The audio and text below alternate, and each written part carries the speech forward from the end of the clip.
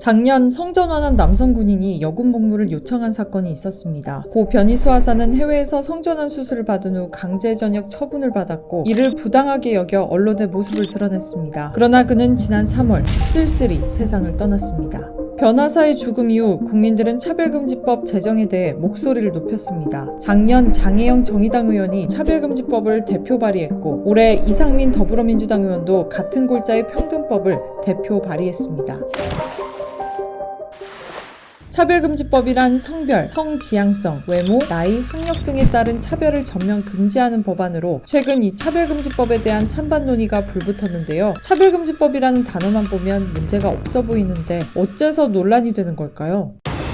우선 차별의 개념이 너무 광범위하다는 겁니다. 현재 발의된 평등법과 차별금지법에 따르면 기업은 모집이나 채용 시 성별 등을 이유로 구직자를 차별하면 안 된다고 명시돼 있습니다. 성별 등에는 앞서 말한 성별, 나이, 학력 등의 요소가 전부 포함되어 있는데요. 하지만 그렇게 되면 대졸공채도 차별로 해석될 수 있다고 법조계는 말합니다. 심지어 학사와 석박사 간의 임금 차이 역시 불법이 될 여지가 있는데요. 따라서 학력에 따른 구별조차 허용되지 않는다면 개인의 노력으로 일궈낸 성과와 역량을 짓밟을 수도 있는 셈이라서 교육부는 최근 학력을 차별금지 요소에서 제외하자고 제안했습니다. 다음은 입증 책임의 배분이 공정하지 못하다는 내용입니다. 장 의원이 발의한 차별금지법에는 가해자로 지목된 자가 사실관계를 증명해야 한다는 내용이 포함되어 있습니다. 만약 A가 B를 차별금지법 위반으로 지목했을 시 B가 자신의 결백을 입증해내지 못한다면 A에게 손해배상을 지급해야 합니다. 이렇게 되면 대규모의 진흙탕 소송전이 벌어질 수도 있는데요. 예를 들어 한 직원이 인사 결과에 개인적인 불만을 품고 자신의 외모나 나이 때문에 차별당했다고 주장한다면 기업 입장에서는 난처한 일이 될 겁니다. 그 외에도 차별금지법을 반대하는 사람들은 은행 대출에서도 차등을 둬서는 안 된다는 부분을 비판하고 여성과 남성 외에 기타 성별을 인정하게 되면 공공시설 사용이나 스포츠 경기에서 혼란이 발생할 수 있다는 점을 지적하고 있습니다. 즉 차별금지법은 복합적인 문제를 끌어안고 있습니다. 일각에서는 오히려 다수에 대한 역차별로 기능하는 게 아니냐고 주장하고 있으며 차별금지법이 모두가 공평해야 한다며 다름과 다양성을 배격하는 그 어떤 무엇과 닮았다는 의견도 많이 나오고 있습니다. 차별금지법 제정을 촉구하는 청원도 이를 강력히 반대하는 청원도 모두 10만 동의를 넘긴 상황입니다. 지금은 2021년입니다. 누군가를 차별하면 안 된다는 말에 동의하지 않을 사람은 없을 겁니다. 그러나 문제는 디테일에 있다고 말할 수 있는데요. 모든 차별을 금지하겠다는 차별금지법, 과연 소수를 보호하는 방패일까요? 아니면 죄 없는 다수를 겨누는 칼인 걸까요?